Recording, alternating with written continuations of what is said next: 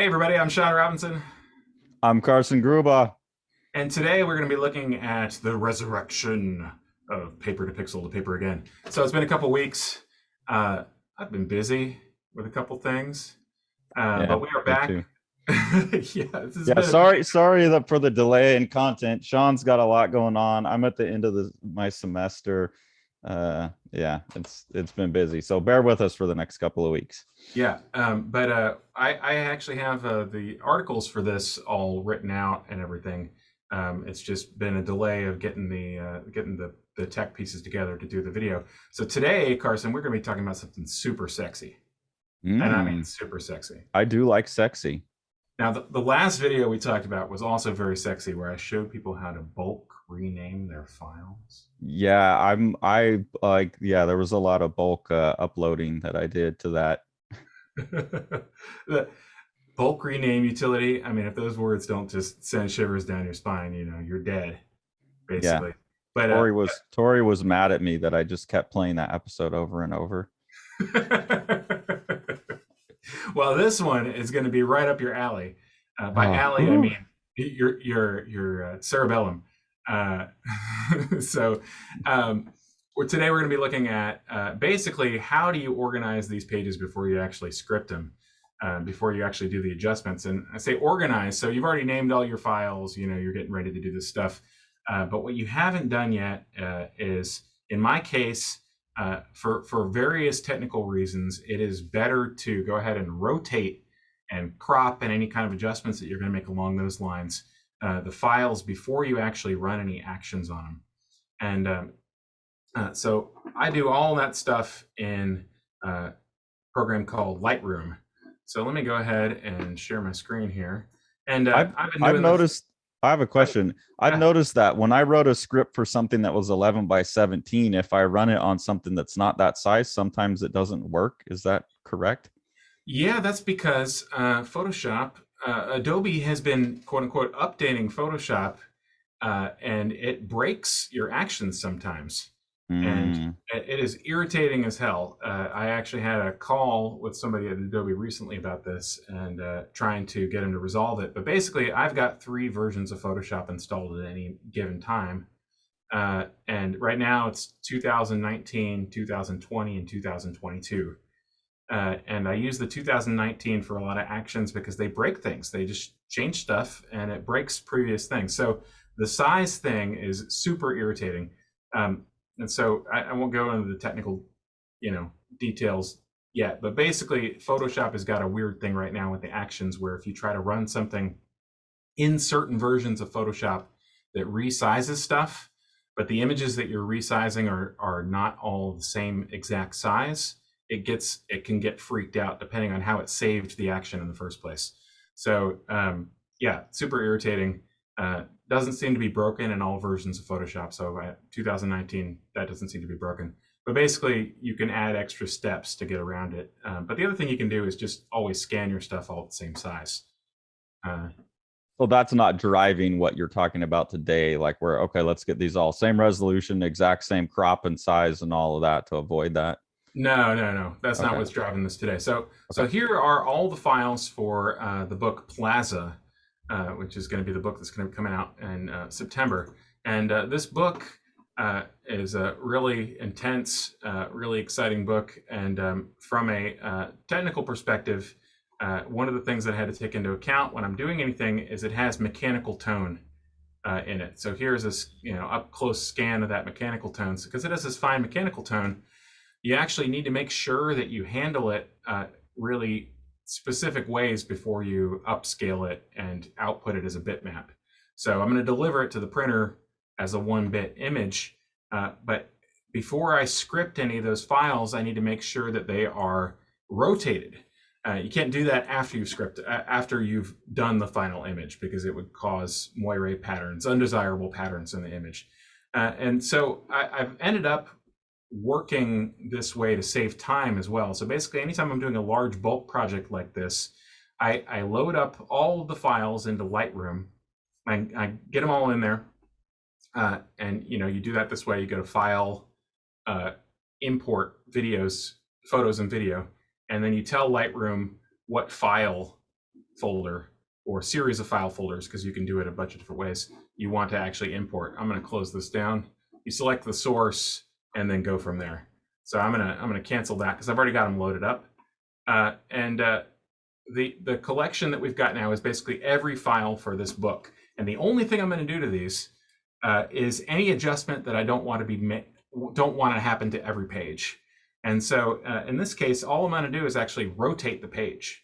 And so when you're in this view right here, you hit R, and it brings up this little, you can see the guidelines here, and you can see you've got a little rotational widget on the outside, and you can make sure that the page was actually aligned, as best you can. Now, with a hand-drawn image, obviously, this is not going to be precise to the pixel, and it doesn't really need to be precise to the pixel, but you want it to be fairly lined up. And in this case, just a slight rotation brings it into a line. And then I hit enter, and I'm ready to go to the next thing. And what Lightroom does is what's called non-destructive editing. So anything that I'm doing right now is not actually affecting the file. This is just Lightroom makes what's called a catalog, and it's like a series of instructions of what to do with the different files. All I'm going to do right now is go through and do it, because it's not actually saving any of these changes. It's only like recording what it's going to do in the future. It's actually really fast and efficient. So I hit enter, I hit the arrow again, and I get the next one. And I'm going to go through this whole book here, and I'm going to rotate each of these images individually and make sure that I've got basically the optimal rotation. And the basic idea behind that is just to make sure that you do all these things before you have any scripted elements. Now, in the case with this book, I actually did something else before I did this. I didn't just have all the files named properly and in a folder. I actually had to do a little bit of blur on the image because these have been scanned with sharpening applied, which means that if they had been resized, it would have caused undesirable patterns in the tone, or at least some of the tone. What are your sources for this book? These are direct scans of the original art from the publisher. You can see that there's some pencil marks and stuff, and things that he actually wanted to be preserved in the original art. But you can see some of the paste up and things like that. So yeah, directly from the original art. But like I said, I wanted to do a little bit of blur on these images before I actually did anything else. So I actually made a folder of all the things. I named them the way I wanted to name them. I ran a very mild blur on the whole thing, and then I loaded them up into Lightroom. And each of these, this is essentially the last step before I'm actually going to run my action on the file.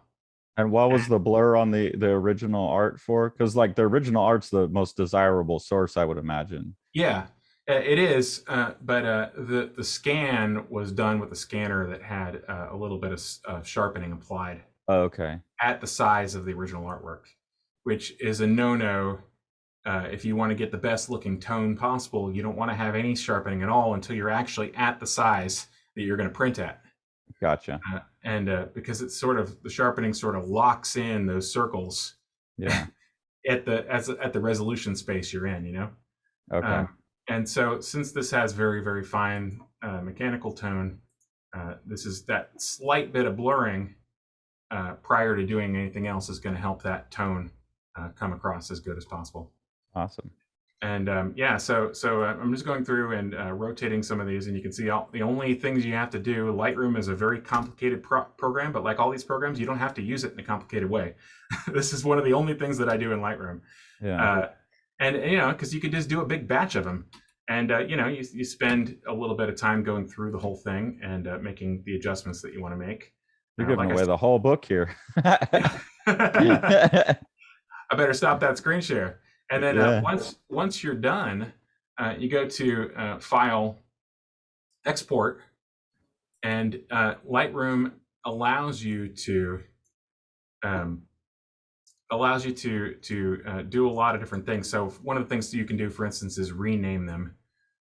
You can change the extension. You can change the type of file.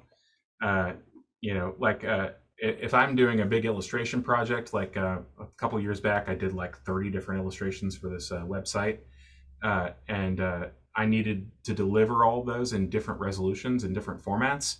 So that'd be a pain in the butt if you go through and have to do that every time. Well, if you're doing this as a last step in Lightroom, you can actually just export it at different resolutions and different image formats directly from Lightroom. So Lightroom was developed as a photographic program used for photographs and things like that, and that's really where it shines. So for instance, like let's say you went outside and you took like 80 reference photos. Well, that tiny little with your DSLR camera, that tiny little window on there doesn't give you a really good idea of what it is that you've actually got. So you pop all of those into Lightroom at the same time, and you can kind of whiz through them and select the ones that you actually want and deselect the ones that you don't, and then only export the ones that you want in the format that you want. That's where Lightroom really shines. So if you're like a wedding photographer and you shoot 2,000 photos in a 3-hour period of time, and then you've got to sort through them afterwards, this is where it's at. That's where Lightroom really shines. But I just use it for something very simple like this, and all I'm doing is rotating the images and getting them essentially ready for the Photoshop action that I'm going to run on them afterwards. Got any questions for me? No, that makes sense. I need to learn more about this because I'm such a Photoshop guy. I always assumed Lightroom was just Photoshop Lite. Right. Yeah. No, it's a totally different working method. If you think about it, it's sort of like offline editing, because it doesn't actually apply any of the things that you're doing. So you're not going to like touch up a photo in it or something like that. It's more like bulk looking through a bunch of different stuff and then sort of selecting what you're going to do. Okay. Super useful. I thought it was more like camera raw type of. Yeah. Well, you can do the same thing with that too. Yeah. So you can do all types of exposure adjustments and things like that. Yeah. So I mean, walking somebody through some of the features, you can see like the tone curve here, and you can apply a tone curve to just one of the color channels. Am I sharing right now? No. I'm not. There, I'll do that again. So you can see like on the tone curve here, you can do curves, you can do that's color grading. Gotcha. You can look at detail. You can actually do sharpening within the program. It actually has pretty good sharpening algorithm. So oftentimes I'll use this for like, so for instance, when we did like the art catalog for You Don't Know Jack, Mm-hmm. And all that stuff, I did it in Lightroom because I could just essentially do the adjustments on an individual basis much easier than I could in Photoshop. So Okay. If you think about it as a sort of rule of thumb, Lightroom would be like you have to make a different adjustment per image. Photoshop would be like you're going to do a bulk adjustment, or you're going to do like really, really intensive image editing. You don't do image editing in Lightroom. It's more like development and things like that. Okay. So if you could do it in a dark room, you're going to want to do it in Lightroom. Gotcha. If you couldn't do it in a dark room, if you're going to have to pull out your airbrush, that's when you get into Photoshop land. Does that sort of make sense? Yeah. And you're mostly using it just for this kind of rotation, alignment, cropping, those kinds of things. Right, exactly. That's the thing that I consistently use it as far as line art goes.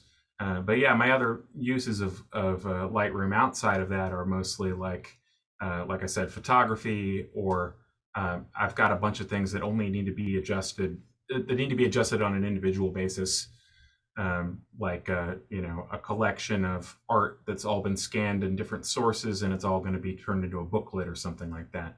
I might do that in here because I can flip back and forth between the images really easily and really quickly and compare them directly. So there's like what's called a loop mode and comparison mode that Lightroom can do as well, develop mode, where you can actually have the two images right up next to each other. And that's super helpful. And then the other thing is, so like having a scan from your scanner and a scan from my scanner and a scan from Dave's scanner, you're going to do it here because you can track all three. You wouldn't run the same bulk actions on them as you would in Photoshop because of the different scanner. Exactly. Yeah. Okay. If I had a project where every single image needed individual adjustment and treatment, I would pop it into Lightroom. So the pain in the ass projects. Yeah, exactly. Right. Gotcha.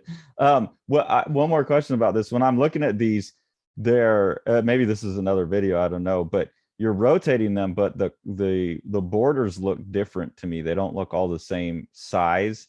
So are you Yeah. going in and like cropping as tight as you can to the panels and then adding to make sure that they're centered on the page? Yeah, so that's just that's down to how they were scanned at the office of the original publisher, and I, I have, as a philosophical thing, I have stopped adjusting scans before I scan them. Now, if I'm scanning something that's approximately 11 by 17, I use the entirety of my scanner, and I do the entire project that way, precisely because of some of the issues with Adobe software we were talking about at the beginning here, but also because it just doesn't save that much storage space, and really time is the actual premium here. And the fact Yeah. that you can just use the entire plate and the entire scanning plate and just say go, go, go, Yeah. it saves you a lot of time, But especially if you're like reading a novel while you're scanning or something. on this one, you're gonna have to go and crop as tight as you can to the panel borders and No, because there's a separate layout stage. I'm not gonna. That doesn't matter at all. So, uh, for instance, let's say there's a bunch of all of this will be output. I'll go through and clean up each page individually, do a little bit of cleanup and a little bit of adjustment per page after they've been scripted, and then I'll export the entire thing as 1-bit images. And then in the layout program, I'm placing each of those 1-bit images in there. And so because I'm manually placing them and manually moving them around, gotcha. it doesn't actually matter. That aspect of it doesn't really matter at all. You'll just scooch them around until they're centered. That's right. And as long Okay. as long as it's proportional, it's been scaled the same as its neighbor pages. That doesn't really matter at all. Yeah, that makes sense. Okay, cool. I was Yeah. just checking because you were talking about cropping and rotation. Yeah. So I used to do that. I used to think that was something I need to be thinking about, but now I just realize it's a waste of time. This is what happens when you've done production on 5,000 pages or whatever. Yeah. You start to like, do I really need to do that? And then you get a book back that has an error, and you're like, okay, well, I really need to do that. So I sort of refine these things over time. But yeah, I don't crop stuff anymore, and I really do prefer these days to just have everything scanned to the exact same size. Like, for instance, the guy who works with Dave now scanning Raleigh, he just sets it. The artwork is approximately 11 by 17, or it's 11 by 15 or whatever. He just sets the artwork directly on the thing, and he hits scan, and he reads a book. And then Yeah. a minute later, he pops the next one on there. Yeah. That makes more sense to me from a sort of preservation of energy standpoint. Then like preview, select, scan. Yeah. Exactly. That That's makes total just sense. that's a waste of time. Yeah. Especially when you're talking about thousands of images. Yeah. That's a lot of days. Cool. I would have never thought to bring Lightroom into this. So this is really interesting. Go back. I don't know what your plan for this video is. Is this your plan? Are we done? Yeah, that's it. Okay. Go back to that all the files page though. Yeah. Okay. I wanted to just go back to that because seeing what this is like half the book probably. Yeah, it's close to half the book. Yeah. I just love seeing, especially with this book, seeing it at a distance Uh-huh. and seeing the rhythmic tie of the whole thing. Like it looks like sheet music. Yeah. And No, you can see the song of like the parade playing out at this high altitude view of the book. Like as soon as you pulled that up, I was like, yes, like this is what makes his art so cool, and what makes this book so awesome is it sheet music. Like you can see it from here. So I don't know, just bringing it back to that to hype the yeah, book a little and the bit. timing of the book is really wild. He's got essentially like a fixed interval. I don't want to give away too much, but every frame occupies essentially the same amount of time as the previous Yeah. frame. You can see that here, and you can see like the characters moving across it. They're like tilting all in this way, and then they'll like tilt the other way, and there's kind of a chugga, chugga, chugga, chugga, chugga. Like it's really fascinating to see a book at this high altitude, and I've never thought about that before, like with my own work. But like you always talk about, you like tell my students like, hey, step back from your painting and see it from across the room and see how it works from across the room. I've never thought about seeing the whole book from across the room Right. before, and that was like so instructive to me. Like, fuck, like your vision of the book is boom, not just page by page, but yeah, I got to think about my next project that way now. The you know, not to always bring it back to Cerebus, but obviously that's, part of my, you know formative experiences, and it's occupied a huge portion of my adult life. But when I first loaded up, I think it was Church and State 2 that I loaded up for the first time in Lightroom to do the analysis. And that was the first time that I actually saw a book that had a global look like that. And I was just like, every chapter has its own visual look that you can see from a thumbnail that's like literally thumbnail size. And I don't think it's any surprise that when Dave and Gerhard were working on that book, they worked on the wall. Dave put up Uh, clips, and they would have on the studio wall every single page. And whether it was a Dave page that Gerhard hadn't gotten to yet, or whether it was a completed page, and until they were done with the issue, they wouldn't take them down. And like when they did the double issue, they put up twice as many clips so they could have them all up at the same time. uh, there is a kind of mile high view of comics that is very unusual, and not all books subscribe to it. You don't always see it. But when you do see somebody who has that mile high view, you don't always notice it like while you're reading it, because you're in the weeds, right? You're yeah. And I think as a maker too, especially as a maker, you're in the weeds of each line. right, And I know when Dave talked to Alan Moore, he talked about the high altitude view of the story. right, But like that right there is the first. I mean, Dave definitely got me thinking about the spread, right. and the rhythm of the turns. But I think that was the first time that I've ever seen that, like, yeah, mile high view of the layout. And God, that's in, I don't know. I mean, it's crazy. Like I'm 40 and I've been doing art my whole life, and I teach, and I'm not going to claim that I'm any kind of sophisticated comics person. I've only ever like finished up someone else's book and done a few short stories, but um you'd think that more of us would be talking about this and have figured this out now. And until you see it like that, like holy shit, that's instructive. So yeah, Yeah, I had to go back to that. I had to look at that because that's going to um change what I do with my next book a bit, I think, yeah. hopefully. It is a wild view, and it is a wild book, and I hope you guys enjoy it. And I hope you guys enjoyed this tech talk, and hopefully we'll have another one very soon. What do you say Yeah, we go do another one, Carson? yeah, let's do one more and then I got to go do dinner. Sounds good. All Okay, pick right, up Plaza September.